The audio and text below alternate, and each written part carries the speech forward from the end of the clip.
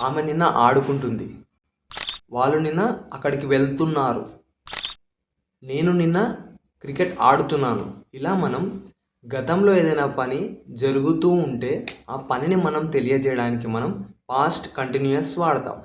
So మనకి ఇక్కడ was or were అనే వర్బ్స్ మనం యూస్ చేసి V1 ప్లస్ ఐఎన్జితో యూస్ చేస్తాం.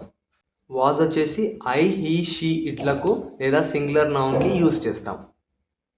యు దేలకు మటుకు లేకపోతే ప్లూరల్ నౌన్కి మనం వర్ యూస్ చేస్తాం. సో మనం ఇప్పుడు ఎగ్జాంపుల్స్ చూద్దాం. ఆమె నిన్న చదువుకుంటుంది. She was studying yesterday. నేను నిన్న క్రికెట్ ఆడుకుంటున్నాను. I was playing cricket yesterday. వాళ్ళు నిన్న ఫంక్షన్కి వెళ్తున్నారు. They were going to attend the function yesterday. మనం ఏదైనా ఒక యాక్షన్ పాస్ట్లో జరుగుతూ ఉంటే దాన్ని తెలియజేయడానికి మనం పాస్ట్ కంటిన్యూయస్ వాడతాం. మీకు ఒక క్వశ్చన్. రాము నిన్న ఆడుకుంటూ ఉన్నాడు. దీన్ని మీరు కామెంట్ చేసి చెప్పండి.